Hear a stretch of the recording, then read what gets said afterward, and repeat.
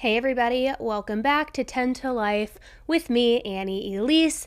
I hope you guys are all doing very, very well today. What else did I want to say to you? I don't even know. My mind is kind of just like reeling. I was going through the details of this case and I was just like, these ones get me every single time. And today's is unfortunately one that is very triggering and very angering, trying to get that right, personally. So without further ado, guys, if you are coming back to the channel for the repeated time because you are a 10 to lifer, thank you so much. Welcome back. If you are brand new and have never listened to this channel before, welcome. I hope you find today's content informative, educational, and you consider sticking around and subscribing to the channel if you appreciate the coverage of today's case.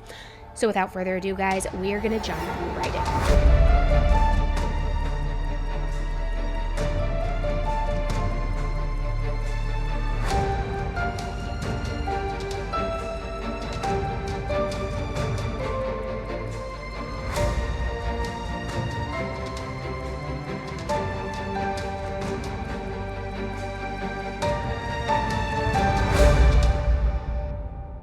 All right, guys, so not too long ago, I learned something that I ignorantly never knew was a thing, and that is the importance of gut health. See, our gut health is connected to our brain. It controls everything. I mean, it is so important. It controls energy, mood, all of it. It's incredible how our gut plays such a crucial role in our overall well-being. And that's why taking care of your gut health is more important than ever, and that is where Colon Broom comes in. When I tell you I live for this stuff, guys, I live for this stuff. It is like the holy grail. Get this. So their mission is to destigmatize gut health, to normalize talking about, shitty subjects, and help people get more fiber into their diets while forming lasting healthy habits. So Colon Broom Premium, my little best friend right here, is a high fiber dietary supplement that contributes to normal functioning of immune systems and reach your weight goals effectively. Here's how. Number 1, it activates good fiber. Number 2, it catches unwanted material. Number 3, it creates gut movement. And number 4, easy release. So say goodbye to bloating, digestion issues, and pesky little problems like keeping regular, because Colon Broom is here to support your digestive system and keep it running smoothly. Now, here are just a few of the many, many benefits and why I have fallen in love with it myself. It improves your overall well-being. It turns fat into fuel. It reduces bloating, supports appetite control, maintains healthy cholesterol, reduces cravings. I mean, so much more. So discover their epic sale and score 6 months supply of Colon Broom Premium at an unbelievable 60% off discount. Act fast though, because this exclusive deal will not last long, guys. Head to colonbroom.org/10tolife and apply my code 10tolife at checkout and get an additional 10% off your entire purchase. So tap the link in the description below to seize your discounted Colon Broom supply before it's gone. One challenge when it comes to covering true crime lies in trying to find the right balance when you're describing the events, because all too often, specific details can get disputed or witnesses disagree about what really happened. You also want to be respectful to the victims and their families, but perpetrators are people too, and it's important for the sake of accuracy, if nothing else, to look at every side of the story and to find the objective truth, rather than let one single person's perspective dominate the entire narrative. And that's a really challenging thing to do, especially if one or more parties accuse each other of blatantly lying about the true facts of the case. Add in the fact that human psychology can also be a bit complicated, and some people will reflexively misrepresent the facts without even consciously thinking about it. It can become a very tricky knot to try to untangle some of that like contradictory testimony. And that's one factor that makes today's episode so complicated. Today, I'm discussing a young woman named Rebecca Borkowski, and she began dating Joshua Ade in 2015. Now, at the time, both were enlisted with the Marines, and they met during their service. They were each a part of the Bulk Fuel Company Bravo as senior staff non-commissioned officers. So basically, they were high-ranking and they served within the same unit. And there were some red flags in the relationship right off the bat, guys. Now, Joshua and Rebecca weren't stationed together at the time, so often they were long distance. And the whole time that they were together, Rebecca and Joshua were caught in just this cycle of breaking up, getting back together, being happy for a while, then breaking up again, and it just went on and on and on. But see, that wasn't even the worst part of it.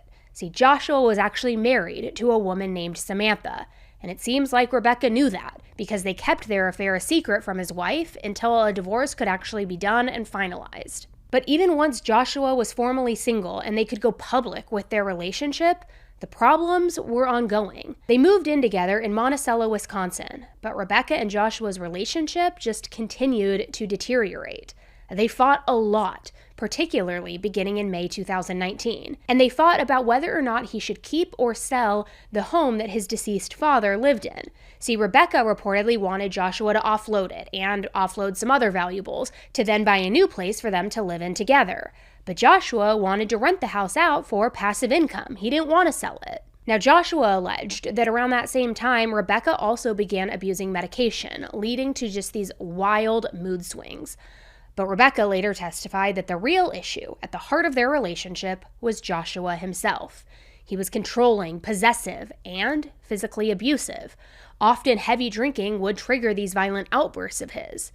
Now, before I continue, I want to touch on this discrepancy where Joshua and Rebecca blamed each other's behavior for their conflicts and for their tumultuous relationship. Now, we know that there are two sides of every story, and that's especially true of romantic relationships that end badly. But when you add in domestic violence to the mix, it's important to touch on the common issue of projection.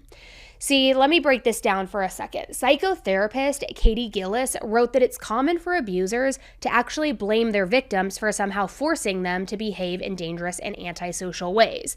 Sometimes they even believe these excuses that they give, but in other times, casting fault outward is just a pure manipulation tactic, like gaslighting. So obviously nobody can really know what was going on in Joshua's mind, but we can evaluate his actions. And throughout this account, we do see the same pattern play out again and again. He hurt Rebecca, and then he blamed her for all of it. So one time, Rebecca tried to leave during a fight, and while Joshua was trying to wrestle the keys away from her, he shoved her to the ground. Now, she landed so hard that she skinned her shoulders, and there were also fingerprint-shaped bruises on her arm where he had grabbed her. Then another time, when Rebecca could tell that an argument was getting dangerously heated, she tried to get in her car to get away from the situation, but Joshua intercepted her, and then things escalated from there. There we were, my Suburban, Josh, and then me. So it's me, Josh, and my Suburban, and Josh would not let me get in my car at all. Arguing about me leaving, nothing in particular, just arguing. My phone was in my back pocket, and he ended up coming right on me, just right next to me, and grabbing my phone and asking me, "Are you going to call the cops? Are you going to call the cops?" Well, no, you have my phone. So I kept asking him for my phone back. I don't know how many times I kept asking for my phone back. I just wanted to leave. He wouldn't give me my phone back. So what I did was I hit him in the head because he wouldn't give me my phone back. So right after that happened, that's when he took me down to the ground and started choking me. Rebecca couldn't fight Joshua off on her own, and she didn't escape until Joshua's good friend Lee Helgendorf walked up the driveway and intervened. Rebecca would later say that she didn't know how much of a fight Lee saw, but either way, she seized this opportunity to get away. Now, this must have been extremely frightening for Rebecca, but it also was not new behavior for Joshua. Reportedly, he had previously also tried to strangle his ex-wife Samantha, so he was guilty of a pattern of abuse, which didn't stop after this incident either. It reached a point where Rebecca feared for her life. She moved out, but she kept dating Joshua long distance. Now, maybe she thought that she would be safer residing in Oshkosh, Michigan with her parents Julie and James, because while she stayed there, Joshua was a full 2.5-hour drive away. Now, I want to talk a little bit about James and Julie. They were in their late 50s, and James was a doting father and devoted husband, and it makes sense that he would let his 33-year-old daughter stay with them during her time of need. So he and his wife would always try to do whatever they had to in order to help Rebecca get out of her bad situation and get away from just this toxic relationship that seemed to be a continuous cycle of abuse. And it seems she was working up the courage to dump her abusive boyfriend. On October 3rd, 2018, she sent Joshua a text where she said, "I really have nothing to lose, I guess, except my life, maybe.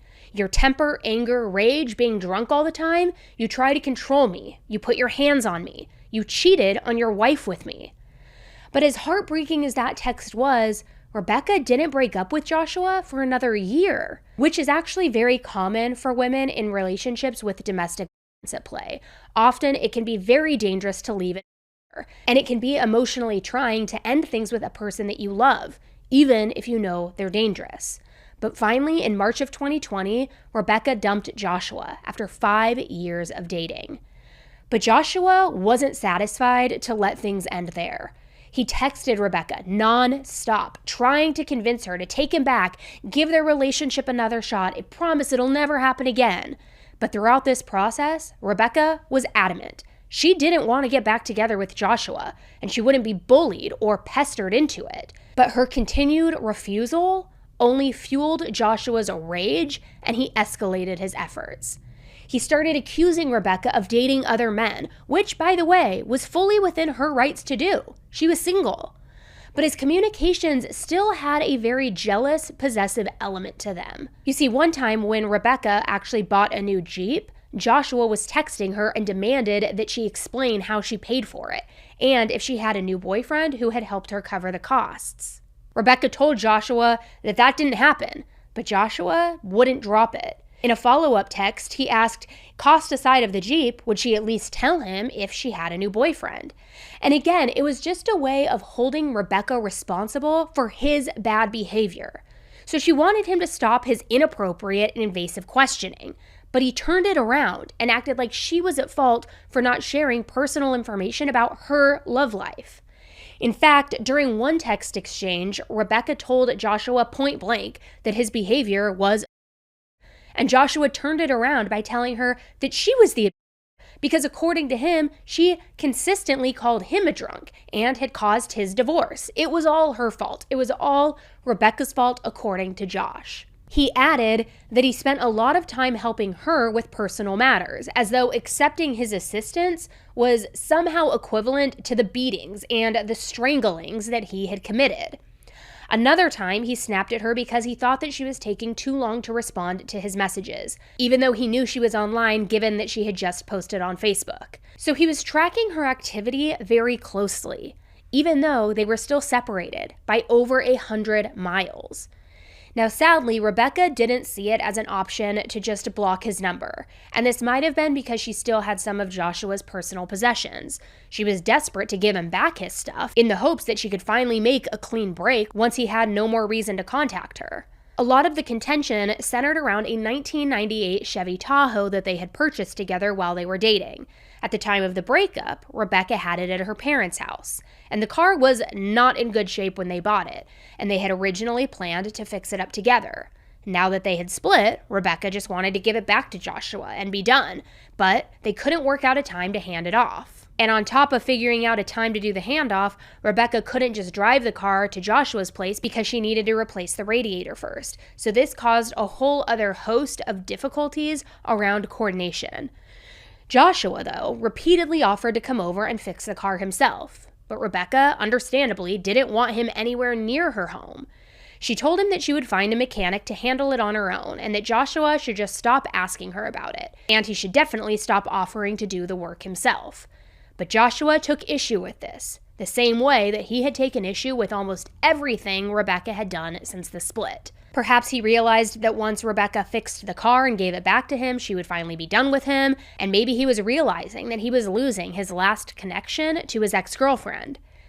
To make matters worse, Rebecca reached out to a family friend named John Miller, and John was the one who was going to handle the repairs.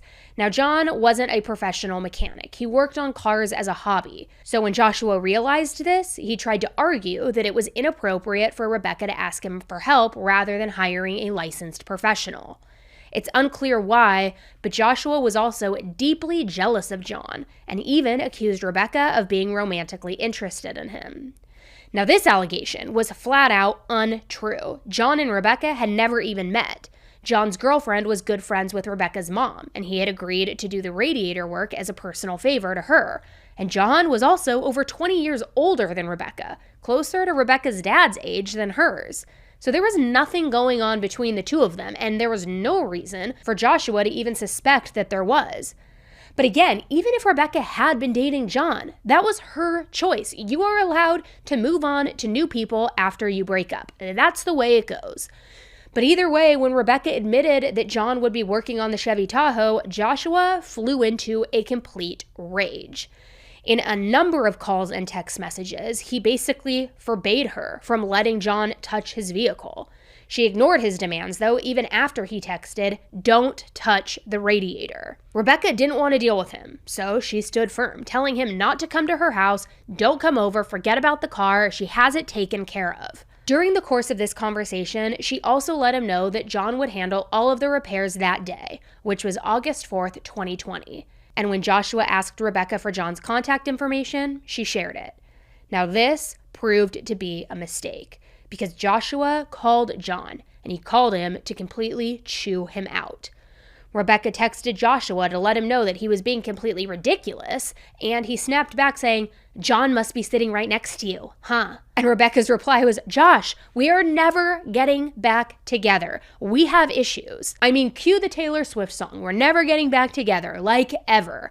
But rather than acknowledge that statement, Joshua repeated his earlier question, "Is he sitting right next to you?" So Rebecca's answer highlighted how absurd the entire conversation was. She wrote, "Still being aggressive and controlling and intimidating." Joshua denied that his behavior was out of line. So Rebecca tried to end the conversation, saying, clear as day, "Leave me alone." But he didn't. Over the course of the day, Joshua called her more than 40 times. Even though he had harassed her over the phone before, this was a lot, even for him. Rebecca repeatedly told him the car repairs were not up for debate, and she wanted him to just leave her the hell alone. Now, when it became clear that he wasn't listening, she finally decided to just stop picking up. But he kept on calling. She also started sending texts to John Miller, warning him that he planned to come over to Rebecca's house. So Joshua declared that if he got there and he saw John was around, there would be trouble. He also said, "You better not touch the car." Now, throughout this whole argument, according to some accounts, Joshua was drinking. Rebecca had been with him long enough to recognize the telltale vocal tics in his speech pattern when he was inebriated, so she could hear it in the conversations that they had before she started screening his calls. He stretched out his words, he broke out in creepy, spontaneous, uncontrollable laughter throughout their phone conversations. I mean, she could tell that he was on one. Now, given his past behavior, the alcohol likely only increased his anger and his aggression. However, I should note that later Joshua denied that he had anything to drink during the day. So during their last exchange, Joshua's tone changed. He told Rebecca that he'd be willing to help if she needed anything, and she replied, "I'll let you know." Now, most people would read that response as a dismissal, a polite way of saying, "I have nothing to say to you, but I will contact you if that changes." But Joshua would later tell the police that he interpreted that statement differently, as an invitation for him to come over. Well, to say that "I will let you know" would assume that she knew that I was en route, because otherwise would she expect me to bring them the next day when I'm at work? Unlikely, I know, but it fits that previous established pattern where Joshua held Rebecca responsible for his own choices. He ignored her boundaries because, according to him, she was subtly communicating that she wanted him to. So after that "I'll let you know" comment, Joshua got behind the wheel of his red Toyota 4Runner, and he started driving to Rebecca's place in Oshkosh, Wisconsin. It was 2.5 hours away, and during the entire drive, Joshua kept trying to contact her. Now, by now, Rebecca was done answering. Each time it would go to voicemail, and he would wait a minute or two, and then he would just dial her phone number again. He placed 31 calls in about 90 minutes, guys. I mean, Talk about unhinged. And later, police would pull records of which cell phone towers he pinged on the drive over to her house, and he basically hit every single one. Those outgoing calls formed a straight line from his house to Rebecca's house as he drove. He drove and dialed and just kept going, kept driving, kept dialing. The whole time, Rebecca ignored him, but he kept going, and he didn't stop, not until he arrived at Rebecca's home that evening. Now, John Miller was already there, and he was working on the car, and Rebecca and her father James were also helping out with the repairs. They had all been working together since around 5 p.m. The Tahoe was parked in their garage, which sat at the end of this really long driveway that Rebecca and her family shared with the neighbors. And the garage door was open, meaning that anyone could just pull up off the street and confront them. Nothing could stop Joshua from whatever he had planned. Only those 4 people, Joshua, John, James, and Rebecca, know exactly what happened next. But the aftermath was well documented. When Joshua drove away from the house, 3 people had been shot. Rebecca's father had been killed, while Rebecca and John both survived bullet wounds to their heads. A neighbor called 911 to report a shooting, but they hadn't seen exactly what went down. When police responded to the scene, Rebecca and John told them that Joshua was behind all of this. He had tried to murder all of them. Rebecca told the police that earlier that evening, she and her father James had been helping John work on the car. And then suddenly, Joshua pulled up and climbed out of his truck.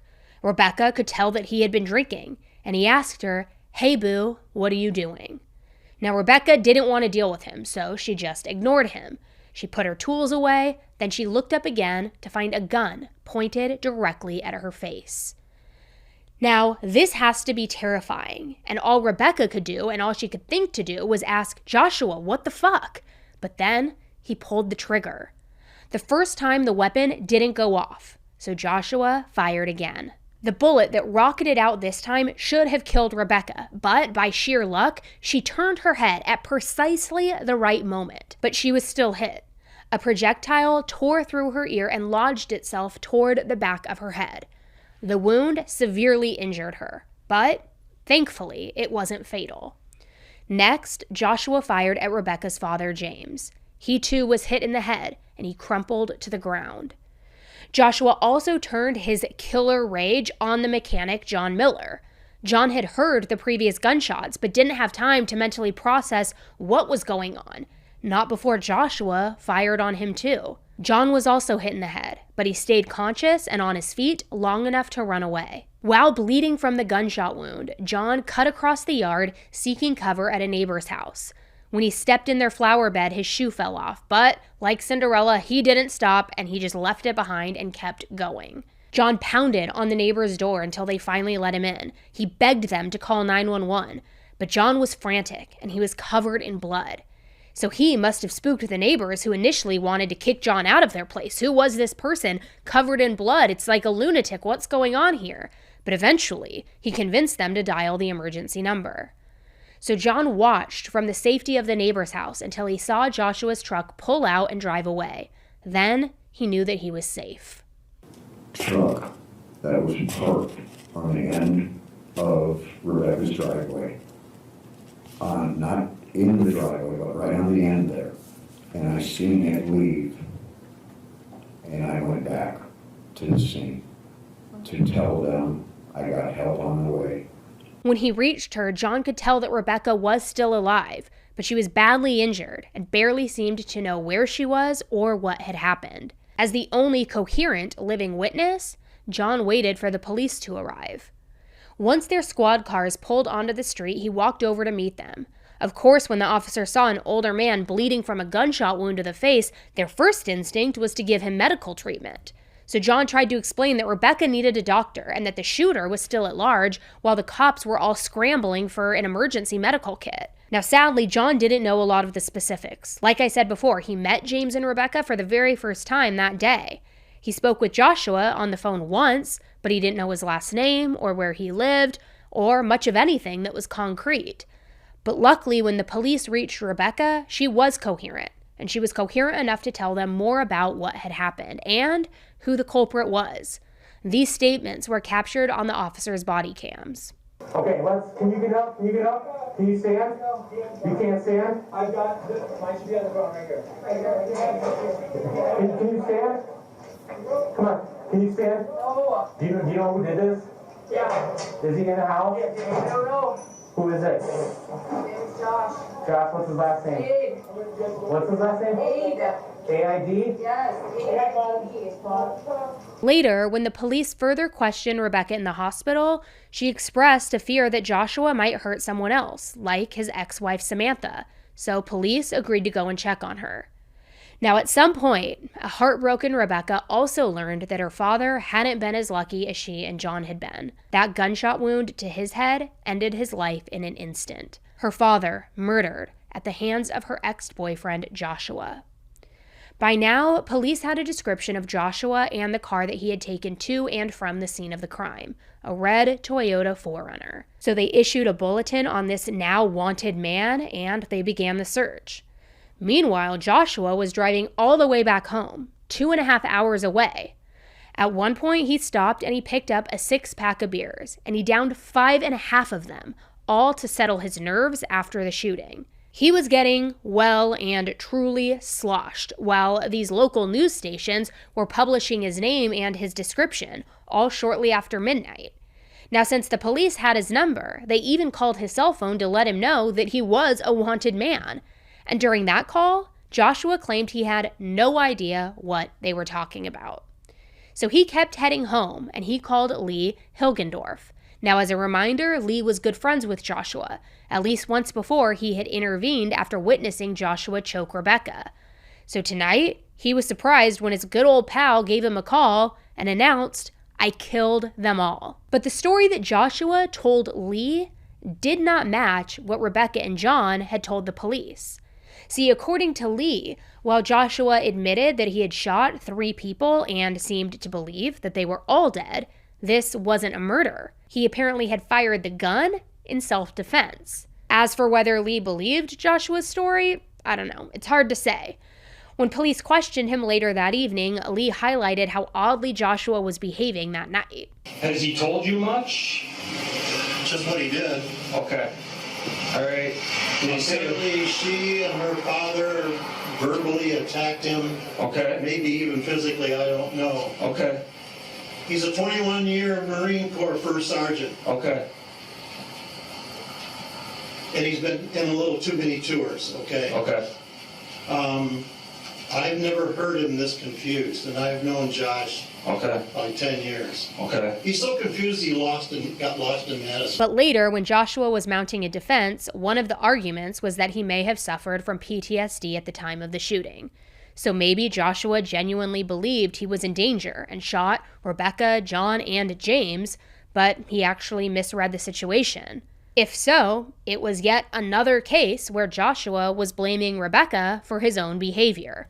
Either way, the police took Lee's statement and then waited for Joshua to reach his destination. At 11:37 p.m., roughly 2 hours after the shooting, Joshua pulled into his driveway.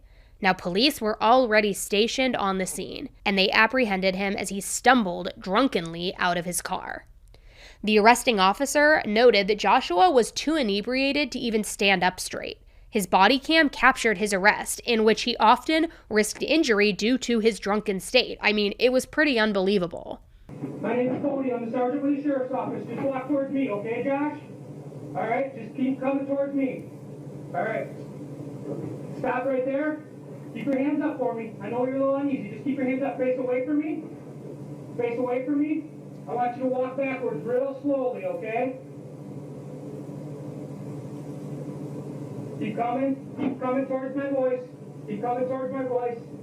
Stop right there. Go down to your knees for me, Josh. Just take your time. Keep your hands up. I know you gotta catch your balance. All right, crawl up to your stomach, Josh. I'm just gonna have you lay on your belly. We'll get you up real soon. This whole time, Joshua claimed he didn't know anything about the shooting in Oshkosh, and he had no idea why the police thought that he had anything to do with it. The arresting officers captured these denials on their body cams too. I really appreciate you being cooperative with us. I mean, yeah, I don't know what I did that you guys are doing. Okay. From the moment he stepped out of the truck until the police loaded him into the squad car, Joshua continued to protest his innocence. All right, Josh, this is Deputy Mayor. He's going to give you a ride up to Oregon where you're going to be handed over to Oshkosh Police Department, okay? Yeah, that's not happening. Okay, what am I being charged with? Right now you are under arrest. They will inform you of the charges up there. I don't understand what I did. Okay? It's their investigation. We're just assisting them, so. All right, you want to step out of the car for me? So what did I do? That is, you will have to talk with them about that because I do not know the details. Yeah, I don't know the details either. I drove home. All right, that's why we're trying to take you up to them. All right? I really don't know what's going on either. However, when the police searched Joshua's car, they found a gun that matched James, John, and Rebecca's injuries. They also found an unfinished bottle of beer in the cup holder and 2 more cans in the door. So they took him into custody. And there, he refused to submit to a breath test. So it is impossible to say just how inebriated he truly was.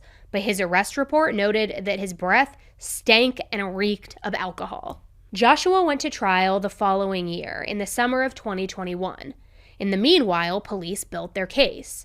They pulled the phone records between Rebecca and Joshua, they gathered ballistic reports and forensic data, and they heard from people close to the case about Joshua's history of and controlling behavior. So it must have been a shock when Joshua and his lawyer argued once again that the shooting was in self-defense. This story wasn't unlike the one that he had told Lee, though, when he called him right after the murder. On the stand, he claimed that when he drove to Rebecca's house, he never intended to engage in violence. Like I mentioned before, he suggested that he had been invited over when Rebecca told him that she would let him know if she wanted any help. And according to how Joshua told it, he arrived unprepared for a fight, only for James to then attack him unprovoked. Joshua said that James shoved him a couple of times, so he tried to back up, moving closer to the garage door and further from the street. This was a mistake, as apparently James kept pushing Joshua. Then John apparently joined in on the fight. Now, as Joshua tells it, at one point, John picked up a heavy bludgeon and tried to bash in Joshua's skull. At that same moment, Joshua says that he saw Rebecca lift a gun and aim it at him. He said that's when he realized that Rebecca and the others were trying to murder him.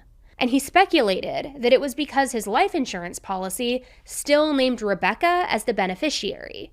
So perhaps she had conspired with her dad and her new older boyfriend to kill him for the payout. They had coaxed him to their home and waited to spring their deadly trap. This all according to Joshua. According to Joshua's testimony, he had no choice but to shoot John, shoot James, and shoot Rebecca in self-defense. The killing and the injuries were entirely justified. Now, unfortunately for Joshua, his story made absolutely zero sense. Geographically, there was no way that he could reconcile his account of an unprovoked attack with the ballistics evidence that the police had. He even admitted that these discrepancies existed while he was under cross-examination. Just so I understand, he's facing you with his fist cocked back is what you testified to?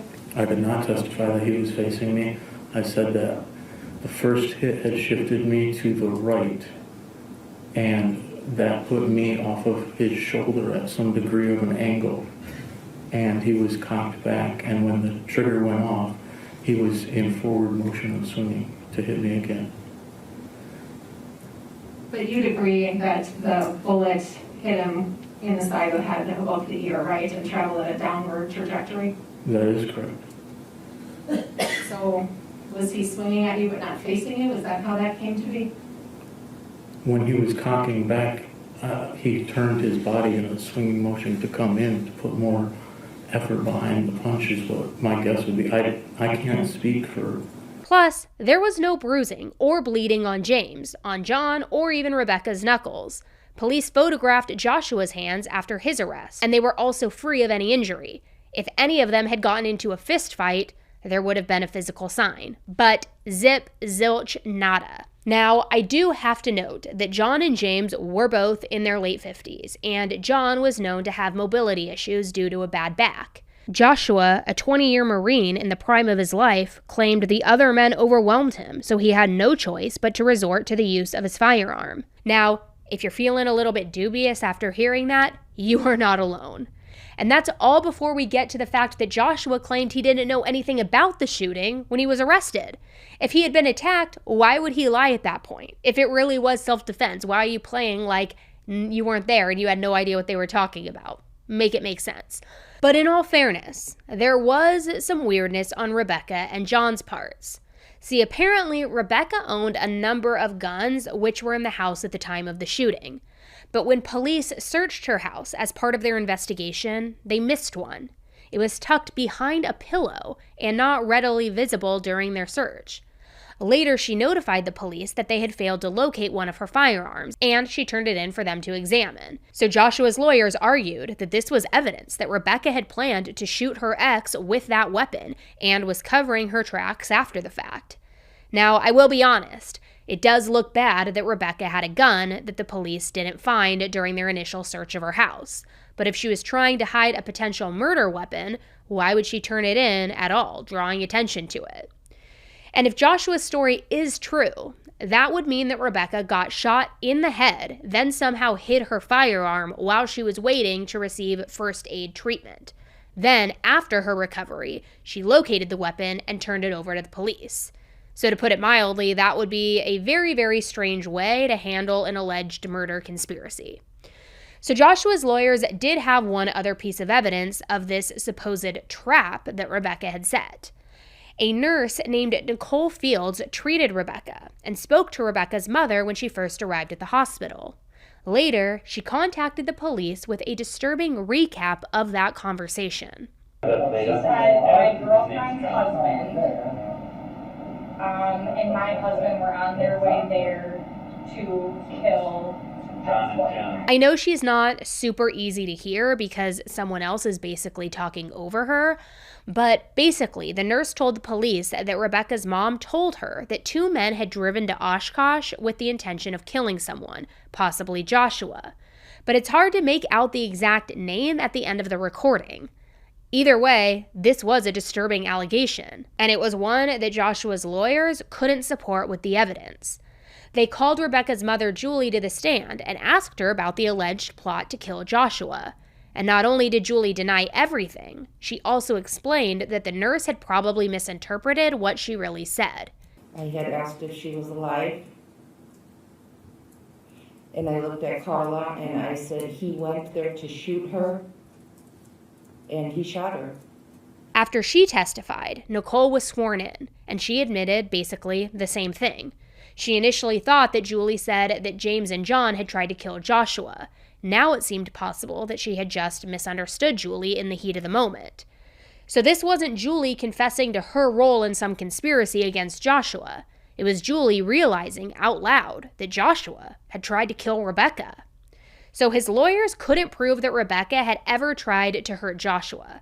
This was just another instance where he projected his fatally violent tendencies onto his victim. So the attorney suggested alternatively that Joshua should get some clemency because he had served his country as a Marine for 20 years. Plus, they tried to say that he was not guilty due to mental disease or defect. The arguments they presented to support this plea haven't been released to the public, so I can't comment in too much detail on that. But this argument is likely consistent with the earlier implication that Joshua may have suffered from PTSD and didn't realize that what he did was wrong. Finally, they highlighted how little time passed between when Joshua shot Rebecca, John, and James and when he was arrested. Only a couple of hours. According to his attorneys, this wasn't really nearly enough time to launch a thorough investigation. So they claimed that the police were biased against Joshua from the start. But all of these theories rely on a lot of speculation and guesswork. The gun may have gone missing because of a cover-up. Joshua may have been suffering from a mental health disorder. The police may have rushed their investigation. But, well, there was an abundance of hard evidence pointing at Joshua's guilt, from the ballistics reports to his text messages that demonstrated his obsessive, controlling behavior to testimony from the two survivors, Rebecca and John.